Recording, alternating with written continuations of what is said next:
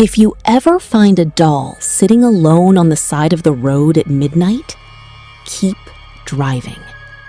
Because the moment you take it home, it may already know where you sleep. Emily Carter was driving home alone during a violent thunderstorm. The road was completely empty. Rain covered her windshield, and lightning flashed across the dark sky. Then, suddenly, Emily saw something sitting beside the road. She slowed down. It was a small wooden chair, and sitting on it was an old porcelain doll. Emily stopped her car. She looked around. There were no houses, no people.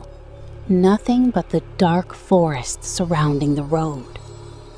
The doll wore a dirty white dress. Its long black hair covered most of its face. One of its glass eyes was cracked. Emily should have kept driving, but curiosity won.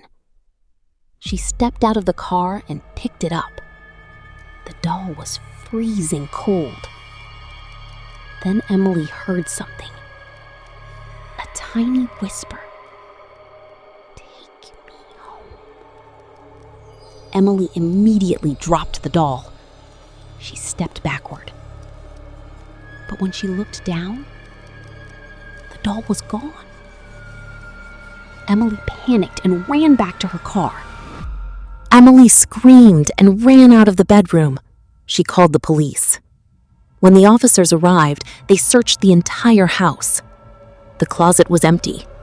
There was no woman, no hidden passage, nothing. The police told Emily she was probably exhausted and frightened. But one officer noticed the porcelain doll. He picked it up.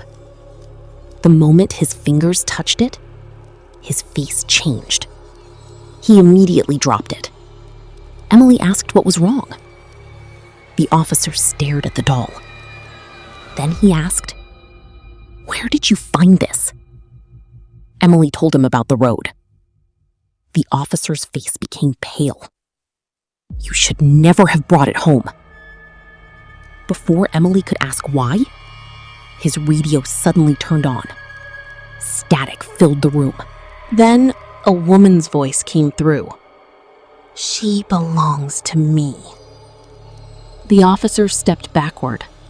The radio went silent. That night, Emily placed the doll inside a wooden box. She locked the box and took it to the basement. Then, she locked the basement door. Emily finally went to sleep. At exactly 3:13 a.m., she woke up. Something was walking outside her bedroom. Tap, tap, tap. The next morning, Emily searched through her mother's old belongings. A tall woman was standing at the end of her bed. It showed Emily as a little girl. Her mother was standing beside her. And behind them was the same porcelain doll. Emily turned the photograph over. Written on the back were 6 words. Never let Emily see the doll. Emily's hands began to shake. Her mother had disappeared when Emily was only 3 years old. She had always believed that her mother had simply left. But now, she wasn't so sure.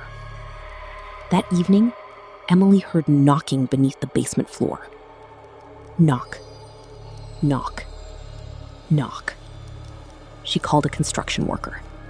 They broke through the floor. Beneath the basement, they discovered a hidden room. Beneath the basement, they discovered a hidden room. Inside were dozens of old photographs. Different families, different children, different years. But every photograph contained the same doll. Emily noticed something terrifying. Every family in those photographs had disappeared. Then she found an old cassette recorder. She pressed play. At first, there was only static. Then, she heard a voice. Her mother's voice. "Emily, if you're listening to this, I'm already gone." Emily covered her mouth. Her mother continued. "The doll isn't haunted." Emily ran from the house. She didn't stop until she reached a hotel in another town. She thought she was finally safe. But when she opened her suitcase, the doll was inside. Emily dropped the suitcase. The doll slowly turned its head toward her. Then, her mother's ghost appeared in the hotel mirror. Emily turned around. Nobody was there. Her mother spoke through the mirror. "It doesn't want to kill you." Emily stared at the reflection. "Then what does it want?" Her mother looked terrified. "It wants you to become the next one." Suddenly, the doll began laughing. The hotel room disappeared. Emily was standing inside her childhood home. Everything was dark. Her mother was standing in the hallway. But something was wrong. Her body was trapped inside the wall. Emily ran toward her. Her mother screamed, "Don't come closer!" Emily stopped. The doll. Emily woke up in her bedroom. Morning sunlight was coming through the window. The doll was gone. Her mother's ghost was gone. The hidden room was gone. Everything looked normal. The police searched the house. They found nothing. Emily slowly began to believe that the nightmare was finally over. Weeks passed. Nothing happened. Until one night, Emily heard a knock at her front door. Knock. Knock. Knock. She looked through the window. Nobody was standing outside. Emily slowly opened the door. There was a small wooden chair on the doorstep.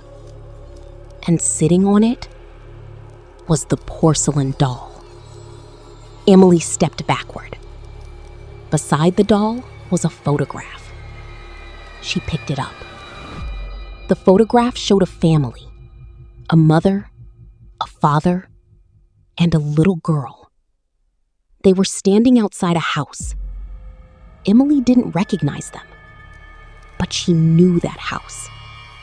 It was hundreds of miles away. Emily turned the photograph over. Written on the back were 4 words.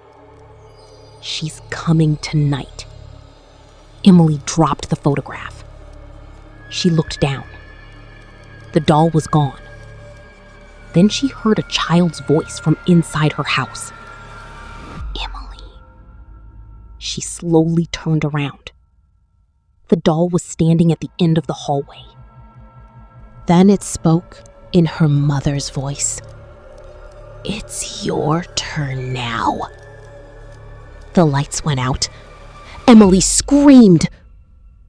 The next morning, the police found the front door wide open. Emily was gone. There was no sign of her. No blood. No footprints. Nothing. Except a small wooden chair sitting in the middle of the living room. And on that chair was the porcelain doll. But this time, the doll was holding a new photograph